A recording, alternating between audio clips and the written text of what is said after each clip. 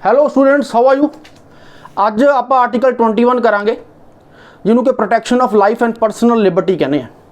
तो ਜਿਹੜੇ ਬੱਚੇ ਜੁਡੀਸ਼ੀਅਲ ਦੀ ਤਿਆਰੀ ਕਰਦੇ ਆ ਪੰਜਾਬ ਜੁਡੀਸ਼ਰੀ ਦੀ, ਉਹਨਾਂ ਵਾਸਤੇ ਇਹ ਪੰਜਾਬੀ ਦਾ ਮੈਂ ਲੈਕਚਰ ਦੇ ਰਿਹਾ ਕਿਉਂਕਿ ਪੰਜਾਬੀ ਦੇ ਬੱਚਿਆਂ ਨੂੰ, ਪੰਜਾਬੀ ਮੀਡੀਅਮ ਦੇ ਬੱਚਿਆਂ ਨੂੰ ਥੋੜੀ ਪ੍ਰੋਬਲਮ ਆਉਂਦੀ ਸੀ। तो ਇਸ ਲਈ ਧਿਆਨ ਨਾਲ ਸੁਣੋ। तो ਇਹ ਹੈ ਆਰਟੀਕਲ 21 ਜ਼ਿੰਦਗੀ ਅਤੇ ਨਿੱਜੀ ਆਜ਼ਾਦੀ ਦਾ ਅਧਿਕਾਰ। ਜ਼ਿੰਦਗੀ ਦੀ ਸੁਰੱਖਿਆ, ਹਰੇਕ ਨੂੰ ਜ਼ਿੰਦਗੀ ਦੀ ਸੁਰੱਖਿਆ ਮਿਲੀ ਹੋਈ ਹੈ ਭਾਰਤ ਵਿੱਚ। ਹਰੇਕ ਦੇ ਵਿੱਚ ਨਾਗਰਿਕ ਵੀ ਆ ਗਏ ਤੇ ਗੈਰ ਨਾਗਰਿਕ ਵੀ ਆ ਗਏ ਤੇ ਉਹਨਾਂ ਨੂੰ ਨਿੱਜੀ ਆਜ਼ਾਦੀ ਦਾ ਅਧਿਕਾਰ ਮਿਲਿਆ ਹੋਇਆ। तो ਕਿਸੇ ਤੋਂ ਵੀ ਉਹਨਾਂ ਦੀ ਲਾਈਫ ਜਾਂ ਪਰਸਨਲ ਲਿਬਰਟੀ, ਨਿੱਜੀ ਆਜ਼ਾਦੀ ਖੋਈ ਨਹੀਂ ਜਾ ਸਕਦੀ ਸਟੇਟ ਵੱਲੋਂ। ਹਾਂ, ਜੇ ਕੋਈ ਕਾਨੂੰਨੀ ਪ੍ਰਕਿਰਿਆ ਹੈ, ਕੋਈ ਕਾਨੂੰਨ ਵੱਲੋਂ ਸਥਾਪਿਤ ਪ੍ਰਕਿਰਿਆ ਜਾਂ ਅਮਲ ਹੈ, ਉਸ ਦੁਆਰਾ ਜ਼ਰੂਰ ਤੁਹਾਡੀ ਨਿੱਜੀ ਆਜ਼ਾਦੀ ਜਾਂ ਤੁਹਾਡੀ ਜ਼ਿੰਦਗੀ ਦਾ ਅਧਿਕਾਰ ਖੋਇਆ ਜਾ ਸਕਦਾ ਹੈ। ਕਹਿਣ ਦਾ ਭਾਵ ਹੈ ਅਗਰ ਕੋਈ ਪ੍ਰੋਸੀਜਰ ਹੈਗਾ ਜੋ ਕਾਨੂੰਨ ਵੱਲੋਂ, ਲਾਅ ਵੱਲੋਂ ਸਟੈਬਲਿਸ਼ਡ ਹੈ, ਠੀਕ ਹੈ। ਜਿਵੇਂ ਕਿ ਕਿਸੇ ਦੇ ਉੱਪਰ ਮਰਡਰ ਦਾ ਕੇਸ ਪੈ ਗਿਆ, ਕੋਰਟ 'ਚ ਕੇਸ ਚੱਲਿਆ ਉਹਦੇ ਖਿਲਾਫ ਤੇ ਕੋਰਟ ਨੇ ਉਹਨੂੰ ਫਾਂਸੀ ਦੀ ਸਜ਼ਾ ਦਿੱਤੀ ਤਾਂ ਫਿਰ ਉਹਨੂੰ ਫਾਂਸੀ ਹੋ ਗਈ। ਉੱਥੇ ਉਹਦੀ ਜ਼ਿੰਦਗੀ ਦਾ ਅਧਿਕਾਰ ਸਟੇਟ ਨੇ ਖੋਲਿਆ, ਲੇਕਿਨ ਉਹ ਪ੍ਰਕਿਰਿਆ ਦੁਆਰਾ ਹੈ, ਕਾਨੂੰਨ ਵੱਲੋਂ ਸਥਾਪਿਤ ਜੋ ਪ੍ਰਕਿਰਿਆ ਕੋਰਟਾਂ ਵਿੱਚ ਚੱਲਦੀ ਹੈ, ਉਹਦਾ ਕੇਸ ਚੱਲਿਆ, ਮੁਕੱਦਮਾ ਚੱਲਿਆ, ਫਿਰ ਉਹਨੂੰ ਫਾਂਸੀ ਹੋਈ ਹੈ। तो ਇਹਦੇ ਵਿੱਚ ਆਰਟੀਕਲ 21 ਵਿੱਚ ਜਿਹਨੂੰ ਜਿਹੜਾ ਰਾਈਟ ਮਿਲਿਆ ਉਹ ਖੋਇਆ ਜਾ ਸਕਦਾ ਸਟੇਟ ਵੱਲੋਂ। ਐਂ ਨਹੀਂ ਖੋਇਆ ਜਾ ਸਕਦਾ, ਐਂ ਚੱਕ ਕੇ ਪੁਲਿਸ ਵਾਲੇ ਹਰੇਕ ਦੇ ਘਰੇ ਜਾ ਕੇ ਗੋਲੀਆਂ ਮਾਰ ਦੇਣ ਜਾਂ ਕੋਈ ਸਟੇਟ ਵੱਲੋਂ ਮਨਮਰਜ਼ੀ ਨਾਲ ਹਰੇਕ ਨੂੰ ਮਾਰ ਦਿੱਤਾ ਜਾਵੇ ਕਿਸ ਨੂੰ। ਤਾਂ ਇਹ ਰਾਈਟ ਸਟੇਟ ਨੂੰ ਨਹੀਂ ਹੈ ਤੇ ਇਹ ਗੈਰ ਨਾਗਰਿਕ ਤੇ ਨਾਗਰਿਕ ਦੋਹਾਂ ਨੂੰ ਇਹ ਆਰਟੀਕਲ 21 ਮਿਲਿਆ ਹੋਇਆ। ਬਾਹਰੋਂ ਕੋਈ ਘੁੰਮਣ ਆਇਆ ਆਪਣੇ ਦੇਸ਼ ਵਿੱਚ, ਠੀਕ ਹੈ, ਤਾਂ ਐਂ ਥੋੜ੍ਹੀ ਵੀ ਆਪਾਂ ਆਪਣੀ ਸਟੇਟ ਦੀ ਪੁਲਿਸ ਜਾ ਕੇ ਉਹਨਾਂ ਨੂੰ ਗੋਲੀ ਮਾਰ ਦੂਗੀ। ਇਹ ਹਰੇਕ ਨੂੰ ਮਿਲਿਆ ਹੋਇਆ, ਸਿਟੀਜ਼ਨਸ ਨੂੰ ਵੀ ਮਿਲਿਆ ਹੋਇਆ ਤੇ ਨਾਨ ਸਿਟੀਜ਼ਨਸ ਨੂੰ ਵੀ ਮਿਲਿਆ। ਹੁਣ ਇਸ ਤੋਂ ਪਹਿਲਾਂ ਕਿ ਆਪਾਂ ਅੱਗੇ ਵਧੀਏ, ਪਹਿਲਾਂ ਆਪਾਂ ਇੱਕ A Gopalan versus state of Madras 1950 ਦਾ ਇੱਕ ਕੇਸ ਕਰਦੇ ਹਾਂ। ਇਹ ਬੜਾ ਫੇਮਸ ਕੇਸ ਹੋਇਆ ਏ ਗੋਪਾਲਨ। ਆਹ ਦੇਖ ਲਓ ਮਾੜਾ ਜਿਹਾ, A Gopalan versus state of Madras 1950। तो वह जो सुप्रीम कोर्ट ने किया कि बड़ी तंग दिल या बड़ी सीमित व्याख्या की आर्टिकल 21 की इस केस में, मतलब बड़ी नैरो इंटरप्रटेशन की है। ये सुप्रीम कोर्ट ने कहा कि जी आर्टिकल 21 की प्रोटैक्शन मिली हुई है, सुरक्षा मिली हुई है, ये सिर्फ आर्बिट्ररी एग्जीक्यूटिव एक्शन के खिलाफ मिली हुई है, लेकिन आर्बिट्ररी लैजिस्लेटिव एक्शन के खिलाफ ये सुरक्षा नहीं मिली हुई। कहने का भाव है अगर कार्यकारी या कार्यपालिका वालों कोई एक्शन थोड़े खिलाफ लिया जाता है, सरकार वालों, कार्यपालिका वालों कोई मन मर्जी का आर्बिट्ररी एक्शन लिया जाता, वो खिलाफ तो तुसी सुप्रीम कोर्ट या हाई कोर्ट च रिट पा सकते हो, आर्टिकल 21 की तुसी मंग कर सकते हो कि साडा जिहड़ा राइट खोया गया। लेकिन कोई आर्बिट्ररी लैजिस्लेटिव एक्शन, कहने का भाव है कोई विधानकारी कोई एक्शन है, कोई पार्लीमेंट वालों कोई लॉ बनया होया है, लेकिन वो लॉ ही आर्बिट्ररी है, लॉ ही गलत है, जो थोड़ी फंडामेंटल राइट्स के कसौटी के खरा नहीं उतरता, तो लॉ ही इनवैलिड है, वो खिलाफ कुछ भी नहीं कर सकते क्योंकि वह कानून बन गया। वो तो पार्लीमेंट वालों कानून बनाया, तो जो पार्लीमेंट वालों कानून बनाया वो सही है गलत है, उन्होंने आप सही ही मनांगे। तो ये जोड़ा है ये बड़ी नैरो व्याख्या या तंग दिली वाली व्याख्या सुप्रीम कोर्ट ने ਏ ਗੋਪਾਲਨ ਵਿੱਚ ਕੀਤੀ। तो क्योंकि अपने जोड़ा है ना आर्टिकल 21 ਵਿੱਚ प्रोसीजर इस्टैबलिश्ड बाई लॉ लिखा है। कहने का भाव है भी अगर कानून वालों स्थापित प्रक्रिया द्वारा थोड़ी जिंदगी का अधिकार खोया जाता है तो ठीक है, लेकिन वो प्रक्रिया जी है स्थापित होनी चाहिए है, वो तो ठीक है। लेकिन अगर कानून ही गलत है तो वह कोई भी हल नहीं है। अमरीका में अगर कानून भी गलत है ना, प्रक्रिया तो छड्डो, अमरीका में जो कानून भी गलत है तो वो खिलाफ भी सुप्रीम कोर्ट जाया जा सकता है उतों के अमेरिकनस वालों, और उसनों नल एंड वॉइड, कानून लॉ नूं नल एंड वॉइड, कली प्रक्रिया नहीं, अपने तो कली प्रक्रिया लिखी ना, उत्थे तो जो कानून है उन्होंने भी नल एंड वॉइड किया जा सकता। तो दो शब्द ने, दो लाइनां ने, एक है प्रोसीजर इस्टैबलिश्ड बाई लॉ तो एक है due process of law. Due process of law America में फॉलो होंदा, अपने की फॉलो होंदा प्रोसीजर इस्टैबलिश्ड बाई लॉ।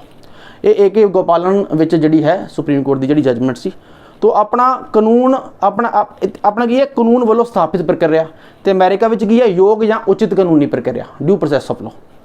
तो ये अमेरिका का है। तो अपने ਏ ਗੋਪਾਲਨ में यही कहा गया कि जो ड्यू प्रोसैस ऑफ लॉ है इंडिया में फॉलो नहीं होंदा, अपने है प्रोसीजर इस्टैबलिश्ड बाई लॉ।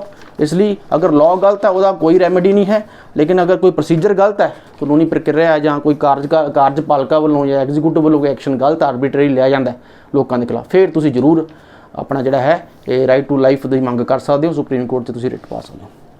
तो मतलब कहने का भाव है हैंस कि जी कानून की होंद नूं चैलेंज नहीं किया जा सकता, मतलब चाहे वो कानून कितना भी नाजायज़ या अन्यायपूर्ण होवे उसनूं AK ਗੋਪਾਲਨ ਵਿੱਚ ਇਹੀ ਕਿਹਾ ਸੁਪਰੀਮ ਕੋਰਟ ਨੇ ਕਿ ਤੁਸੀਂ ਚੈਲੰਜ ਆਮ ਨਾਗਰਿਕ ਚੈਲੰਜ ਨਹੀਂ ਕਰ ਸਕਦੇ। ਹਾਂ ਕੋਈ ਪ੍ਰਕਿਰਿਆ ਗਲਤ ਹੈ ਉਹਦੇ ਬਾਰੇ ਤੁਸੀਂ ਗੱਲ ਕਰੋ।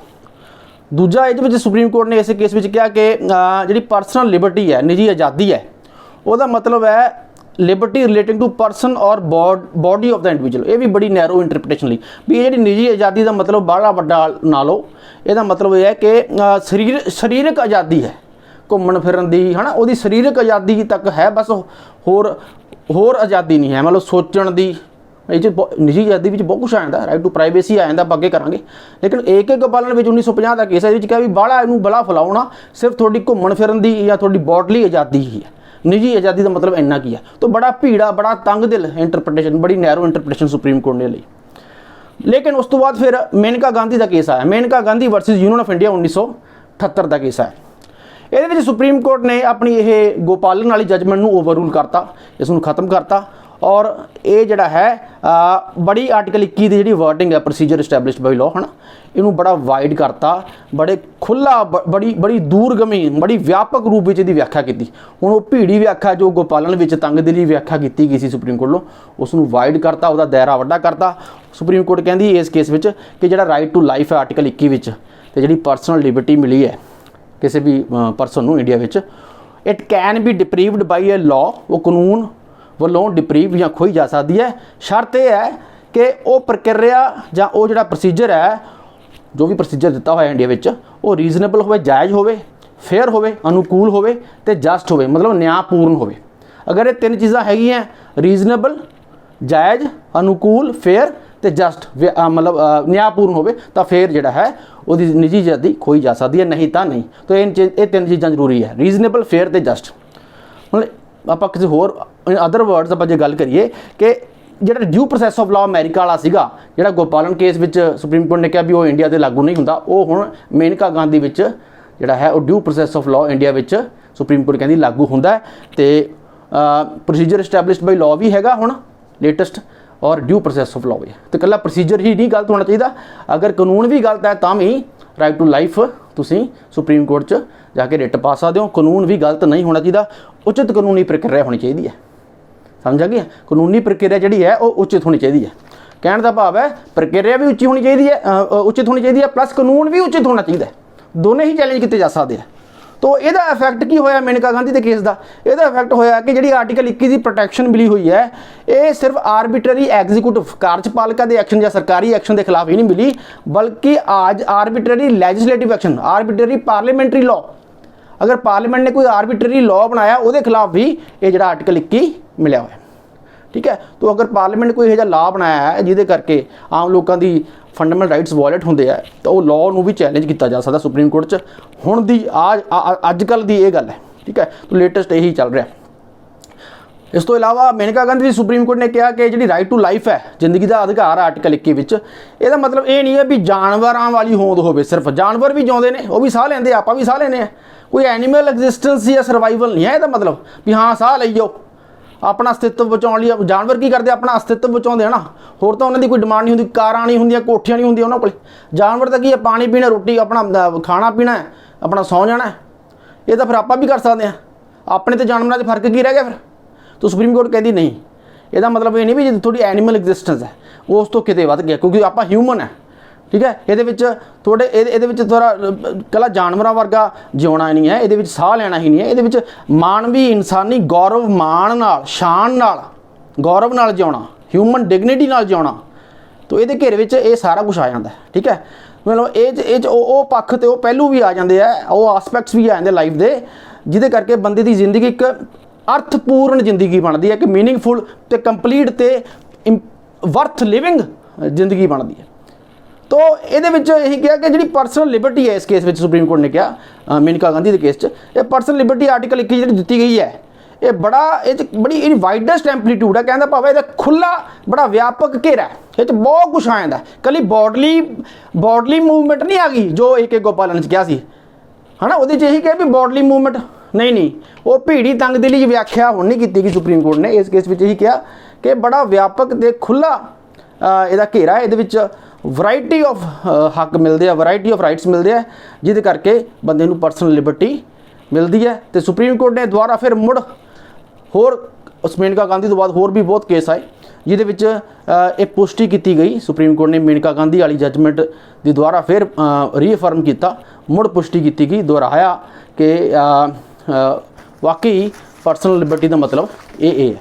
मैं तुहानूं शॉर्ट में दस देना कि आर्टिकल 21 विच किहड़े-किहड़े राइट्स मिल जाते हैं।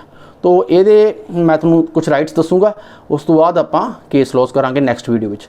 तो सब तो पहला राइट आर्टिकल 21 दे विच right to life and personal liberty दे विच ही जिहड़ा आ जाता है वो है right to live with human dignity, तो बड़े गौरव मान ते शान नाल जिउणा, ये भी आर्टिकल 21 राइट टू लाइफ दे विच ही आ जाता। उदों बाद right to decent environment including pollution free water air and protection against hazardous industries, तो साफ पानी साफ हवा तो खतरनाक उद्योग सनत जिहड़े लगे हुंदे ने इंडस्ट्रियां, उन्हां दे खिलाफ तुहानूं बचाउणा स्टेट की जिम्मेवारी है। साफ पानी साफ हवा है ना, आला दुआला गंदा ना होवे, एनवायरनमेंट अपना पोल्यूशन ना होवे, ये भी आर्टिकल 21 दे विच आ गया, राइट टू लाइफ दे विच आ गया। जिंदगी जीउण दा मज़ा ही की है जे अब तुसीं दूषित प्रदूषण वाले माहौल च रहंदे हो, वो फिर जिंदगी नहीं हुंदी।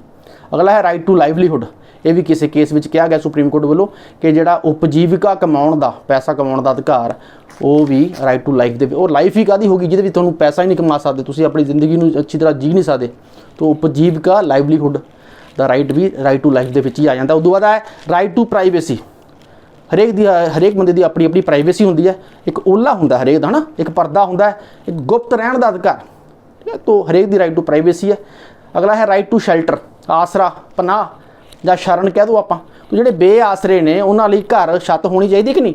हुण ਜਿਹੜੇ ਆਪਾਂ सड़कों से देखते हैं तुरे फिरदे बेचारे, उन्होंने कोई घर नहीं कोई कुछ नहीं, तो ये स्टेट की जिम्मेवारी है, तो उन्होंने कोई घर या कुछ भी उन्होंने आसरा दिता जाए, उन्होंने शैल्टर दिता जाए, क्योंकि ये भी राइट टू लाइफ विच ही उन्हों का राइट आ जाता है। तो बड़ा वाइड हुण हो गया मेनका गांधी तो बाद राइट टू लाइफ विच इन्ना कुछ आ जाता है। फिर आगे है राइट टू हैल्थ, सेहत का अधिकार, चंगी सेहत तां ही होगी जो इन्वायरमेंट चंगा होगा। फिर है right to free education up to 14 years, मुफ्त सिक्ख्या 14 साल तक दे बच्चों को मुफ्त सिक्ख्या, ये भी राइट टू लाइफ है, सिक्ख्या भी राइट टू लाइफ के विच ही आ गई। फ्री लीगल एड, ये भी आ गया, मुफ्त कानूनी सहायता, जेडे अक्यूज़ड है फॉर एग्जाम्पल मुलजम है ना, वो बेचारा वकील के पैसे नहीं दे सकता, कोर्ट की फीस नहीं दे सकता, वकील के पैसे नहीं दे सकता, तो उसको मुफ्त कानूनी प्रक्रिया राही मुफ्त कानूनी सहायता दी जाए, एक एडवोकेट मुहैया किया जाए। अगे है राइट अगेंस्ट सॉलिटरी कन्फाइनमेंट, एकांतवासी जेल होंगी है, कारावास कैद में रख देंगे ना, कल्ले बंदे नूं कल्ले नूं उतार देंगे, किसी मिल नहीं देंगे उहदे नाल, तो माड़ी गल है, वो खिलाफ जिहड़ा है, क्योंकि आप ह्यूमन जड़े हैं एक समाजिक प्राणी है, आप समाजिक प्राणी है, आप कल्ला नहीं रह सकता कोई बंदा, तो कल्ले जेल च पा देंगे, एकांतवास रख देंगे, वो राइट टू लाइफ के खिलाफ है। अगे है राइट टू स्पीडी ट्रायल, जो मुकदमेबाजी है जल्दी होनी चाहिए है। अगर एक बार मुकदमा चल लग जाए इंडिया में, तुहानूं पता ही है, वो 10-10 साल लग जाते हैं, 5-5 साल लग जाते हैं, गवाह मुकर जाते हैं, तो कितना कुछ है। तो मुकदमेबाजी तो लोग डरते हैं, तो मुकदमा अगर किसी पर पैंदा ट्रायल पैंदा, तो ट्रायल नूं जल्दी स्पीडली खत्म किया जाए। अगला है राइट अगेंस्ट हैंड कफिंग, हथकड़ियाँ लाउण, हथकड़ियाँ देखो जो बड़ा खतरनाक मुलजम है ना, कोई यह जा है, कोई रेपिस्ट है या कोई टैररिस्ट है, उन्होंने तो चलो हथकड़ियाँ ठीक है, पर जे कोई इन्ना खतरनाक मुलजम नहीं है उन्होंने पुलिस वाले जानबूझ के हथकड़ियाँ ला के कोर्ट च लेके जाते हैं या कोर्ट चो वापस, वह भजन का कोई डर नहीं, वो बेचारा बिल्कुल नॉर्मल जा बंदा है, तो वो जी है डिगनिटी है, वो शान के खिलाफ है, उन्होंने अगर आराम नाल थोड़े नाल जा सकता पुलिस वाले नाल, कोई भजन का खतरा नहीं, तो हथकड़ियाँ ना लाइया जान।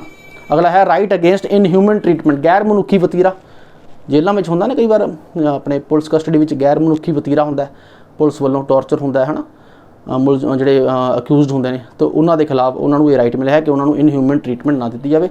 अगला है right against delayed execution of death penalty, फांसी की सज़ा जी लटकाई जाती है अजकल स्टेट वालों, तो फांसी की सज़ा लटकानी, हुण वो पल पल बेचारा फांसी मिल रही है, जिन्होंने पता लगा कि मैनू सुप्रीम कोर्ट ने या हाई कोर्ट ने फांसी की सज़ा देती है, तो तुसीं अगे फांसी देनी है, फिर उन्होंने दे दो, वो बेचारे 5-5 10-10 साल फांसी नहीं देंगे, वो तो हर रोज़ ही मरना हो गया, वो तो हर रोज़ ही मरना हो गया ना, तो यह जी जिंदगी काहदी जिंदगी, राइट टू लाइफ है मिले हुआ उन्होंने, तो जां तो फांसी दे दो या लटकाओ ना, ठीक है। अगला है राइट टू ट्रैवल अबाउट, बाहर जाने का, right to bonded labour, right against bonded labour, बंधुआ मजदूरी के खिलाफ, तो बंधुआ मजदूरी तुहानूं पता ही है। अगला है राइट अगेंस्ट कस्टोडियल हरासमेंट, हिरासती तंग परेशान करना पुलिस वालों, पुलिस की हिरासत के जोड़े लोग होंगे, जोड़े मुलजम होंगे उन्होंने तंग परेशान करना, ਇਹ ਉਹਨਾਂ ਨੂੰ ਰਾਈਟ ਮਿਲਿਆ ਹੈ ਕਿ ਉਹਨਾਂ ਨੂੰ ਤੰਗ ਪਰੇਸ਼ਾਨ ਨਾ ਕੀਤਾ ਜਾਵੇ। ਅਗਰ ਕੋਈ ਕਰਦਾ ਹੈ ਪੁਲਿਸ ਵਾਲਾ ਤਾਂ ਉਹਦੇ ਖਿਲਾਫ ਉਹ ਰਿਟ ਪਾ ਸਕਦੇ ਆ, ਉਹਦੇ ਘਰ ਦੇ ਉਹਦੇ ਫਰੈਂਡਸ ਰਿਟ ਪਾ ਸਕਦੇ ਆ, ਆਰਟੀਕਲ 21 ਦੀ ਮੰਗ ਕਰ ਸਕਦੇ ਸੁਪਰੀਮ ਕੋਰਟ 'ਚ।